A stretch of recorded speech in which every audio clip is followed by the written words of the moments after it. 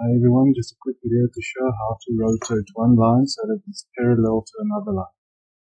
So first thing you do is you pick a starting point or just draw a reference in for the line you want to rotate. You take that line and you move it to the other line. And you click on rotate functions, click the starting point and just rotate it the same.